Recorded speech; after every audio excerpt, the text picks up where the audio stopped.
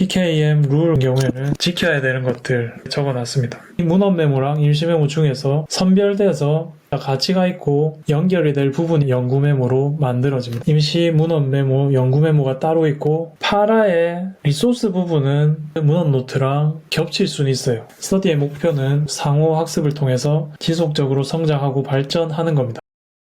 제텔카스텐 메모 종류는 임시 메모, 문헌 메모, 연구 메모입니다. 일단 세 가지가 있어요. 근데 임시 메모는 사실 니클라스 루만 교수가 얘기한 개념은 아니에요. 숀케 아렌스 교수가 제텔카스텐 책을 적으면서 이게 독일을 벗어나서 세계에 퍼지게 됐는데 숀케 아렌스 교수가 만든 개념일 수도 있습니다. 실제로 니클라스 루만 교수는 문헌 메모밖에 안 한 것 같기도 합니다. 근데 임시 메모도 쓸모가 있습니다. 이건 제가 구축한 시스템이고 다른 분들이 또 얘기하는 건 조금 다를 수도 있습니다.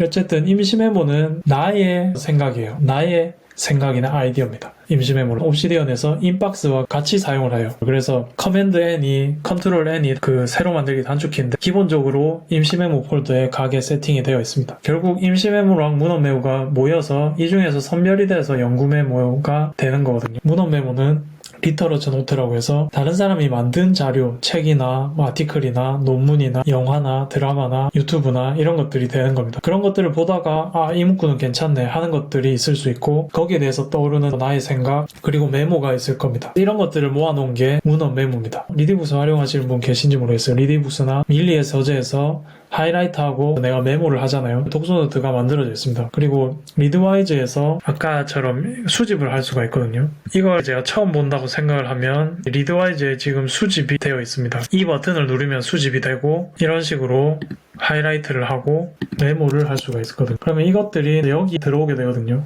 생산자 마인드에 대해서 제가 조금 생각을 해보면서 읽은 글인데 나중에 모아서 볼 수가 있는 거죠. 하이라이트가 되어 있으니까 메모랑 이렇게도 같이 볼 수 있습니다. 노트북을 보면 제가 했던 하이라이트랑 메모가 이렇게 되어 있는 거죠. 이런 게 저는 문헌 노트라고 봅니다. 그리고 이게 나중에 옵시디언으로 들어가 있는 건 좀 이따 보여드릴게요. 이런 것들을 저는 문헌 메모라고 봅니다. 이 문헌 메모랑 임시 메모 중에서 선별돼서 진짜 가치가 있고 내가 기존에 쌓아놓은 지식과 연결이 될 부분이 있는 게 연구 메모로 만들어집니다. 이것들은 모든 게 연구 메모가 되는 건 아니에요. 까다롭게 고르는 것 같습니다. 그리고 연구 메모가 제텔카스텐 메모 상자에 최종적으로 들어가게 되는 메모입니다. 그래서 우리가 계속 보고 챙겨야 되는 건 제텔카스텐이에요. 결국 임시랑 문헌 메모는 이 연구 메모를 만들기 위한 과정일 뿐입니다. 저 같은 경우에는 제텔카스텐은 임시 문헌 메모, 연구 메모가 따로 있고 파라는 따로 있습니다. 파라의 리소스 부분은 리터러처 노트, 문헌 노트랑 겹칠 수는 있어요.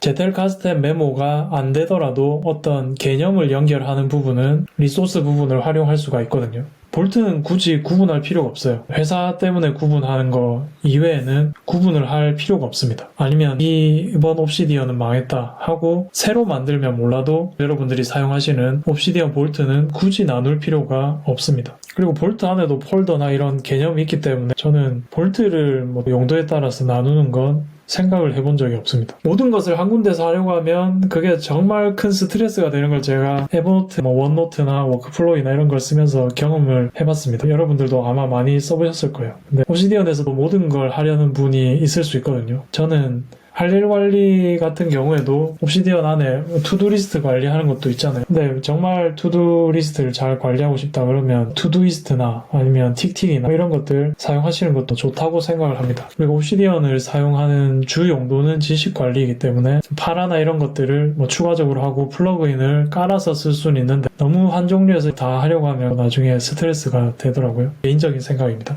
그래서 연구 메모는 선별이 돼서 들어가고 최종 사용 형태에 맞게 작성이 돼야 되잖아요. 그리고 자신의 언어로 적어야 됩니다. 자신의 언어로 적어야 입에 잘 맞고 표현도 잘 나옵니다. 그리고 연결을 해놔야 되고요. 이 제텔카스텐을 구현할 수 있는 프로그램이 옵시디언입니다. 옵시디언은 연결을 지향하는 노트 프로그램이에요. 그래서 4세대 노트 프로그램이라고 합니다. 옵시디언은 차세대 노션이 아닐까 싶습니다. 이건 옵시디언 사용하는 사람들이 얘기를 해서 그런지 모르겠는데 용도가 좀 다르긴 달라요. 옵시디언 같은 경우에는 개인 용도로 좀 많이 이용을 하고 노션은 아무래도 팀 프로젝트나 공유용으로 많이 이용을 하죠. 개인적인 바람으로는 차세대 노션이 돼서 한국에서 노션 이후에 대체가 되었으면 충분히 그럴 자격도 있는 것 같고요.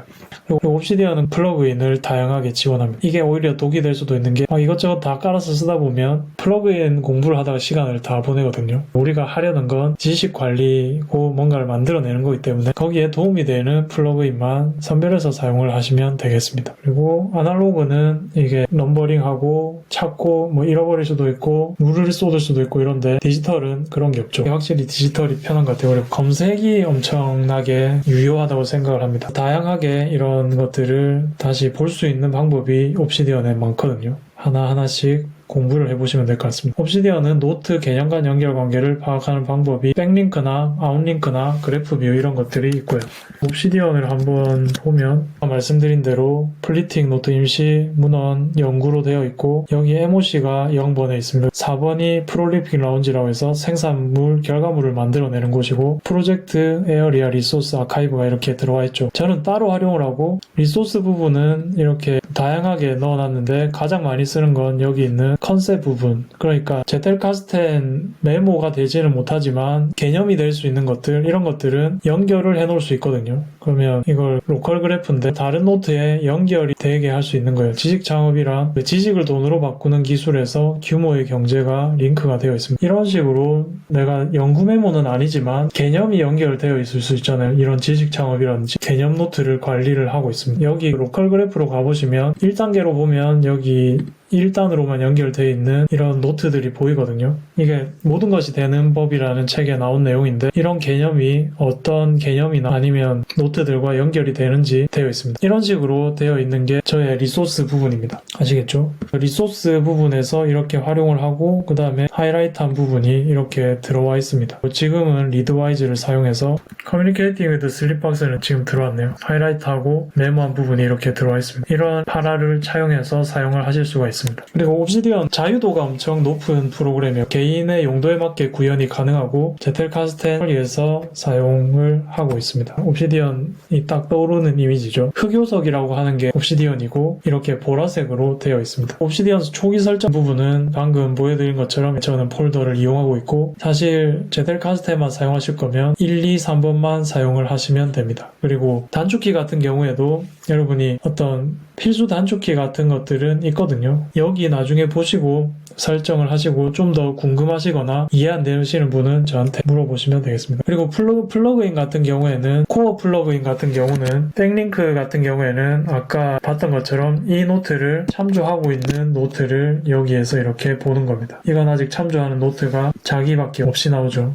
다른 노트를 연구 메모에 가서 해보면 이런 노트들이 있습니다. 이 노트는 정말 많은 곳에서 찾고 있는 노트라고 보실 수가 있겠습니다. 아웃고잉 링크는 이 노트가 참조하는 링크들입니다. 여기에서 링크되어 있는 미네르바의 부엉이라든지 사회적 믿음의 수용자가 아닌 스스로 생각하는 사람이 되어야 된다. 이런 나가는 노트들이 이렇게 정리가 되어 있습니다. 이런 식으로 정리된 아웃라인을 보실 수도 있고요. 그리고 내가 자주 봐야 되는 것들은 이렇게 북마크를 해놓을 수가 있거든요. 그래서 PKM 룰 같은 경우에는 내가 이걸 사용하면서 지켜야 되는 것들, 이런 원칙들을 적어놨습니다. 저의 PKM에 대한 생각을 적어놨고요. 계속해서 쌓아나가는 과정이라고 보시면 되겠습니다. 그래서 자주 봐야 되는 것들은 이렇게 해놨고 할 일 관리도 이렇게 찾으면 할 수는 있어요. 그리고 이런 식으로 검색자 설정해서 할 수는 있습니다. 안 한 일들 이런 것들 이런 식으로 활용을 할 수가 있고 캔버스는 저는 이건 잘 활용하지는 않습니다. 여기에서 연결되는 이런 것들 이런 관계도를 만들어 나갈 수 있는 거예요. 아시겠죠? 커맨드 P를 누르면 사용할 수 있는 모든 명령어가 나옵니다. 저는 이걸 방금도 사용을 했었죠. 이런 동기화하는데 아니면 move file to 이렇게 해서 옮길 때 사용을 하고 있어요. 모든 명령어가 이렇게 나오기 때문에 내가 자주 쓰는 것들은 검색을 해서 쓸 수도 있고 단축키 지정된 걸 보면서 쓸 수도 있습니다. 그리고 퍼블리시 기능은 내가 갖고 있는 옵시디언 볼트를 웹사이트처럼 홈페이지처럼 이렇게 만들어주는 서비스입니다. 랜덤 노트 아까 제가 말씀드린 건데 컨트롤 R 이렇게 커맨드 R 단축키로 해놓으면 내가 이전에 만들어 놓은 노트 중에서 랜덤으로 보여주는 겁니다. 템플릿 같은 경우에는 내가 지정한 양식을 바로 불러올 수 있는 겁니다. 내가 지정해 놓은 양식을 이렇게 할 수가 있는 거예요. 제텔카스텐 템플릿 하면 이렇게 내가 계속해서 써야 될 양식으로 나와 있습니다. 그러면 나는 이걸 채워 나가는 거죠. 이렇게 사용을 할 수가 있습니다. 템플릿은 필요하신 분들은 제가 바로 올려드리겠습니다.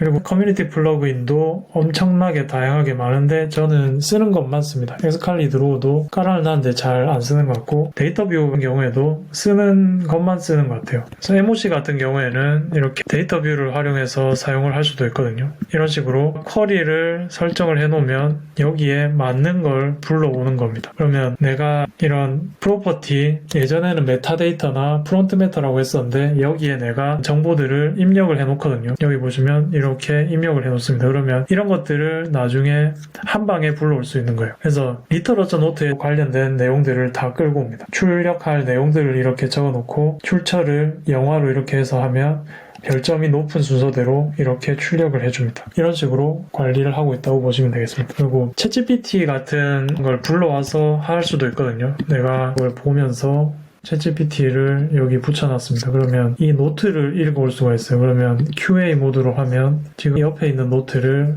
읽어옵니다. 이렇게 하면 이 노트를 요약해 줍니다. QA 모드는 이 노트 안에서만 대화하는 거고, 컨버세이션 내가 이걸 보다가 뭐 궁금한 게 있거나 이런 것들은 따로 챗GPT에 접속하지 않아도 여기에서 볼 수 있다는 장점이 있거든요. 단점은 돈이 나간다는 겁니다. 근데 1.5 버전 쓰시면 아무리 많이 써도 한 달에 몇 달러 안 나오실 거예요. 저는 한 번씩 회사에서 챗GPT가 막혀 있어서 쓰고 싶을 때 쓰고 있습니다. 그리고 옵시디언 제델카스텐 워크플로우는 일단 아까 나왔던 내용 반복입니다. 수집하고 가공하고 공유하는 과정이에요. 그래서 수집은 생각이나 자료를 수집해서 임시나 문헌 메모에 넣는 겁니다. 여기에서 선별된 내용을 갖고 연구 메모로 가공을 하는 거예요. 이런 연구 메모의 조건을 갖고 있어야 됩니다. 그래서 연구 메모 이거 하나만 봐도 그 메모 자체로 이해가 돼야 됩니다. 이 메모 자체를 어떤 글에서 한 문단으로 썼을 때 그 문단 자체로 완전한가, 그리고 이 메모만 보더라도 이해할 수 있을 정도로 풀어 적었는가, 이런 것들을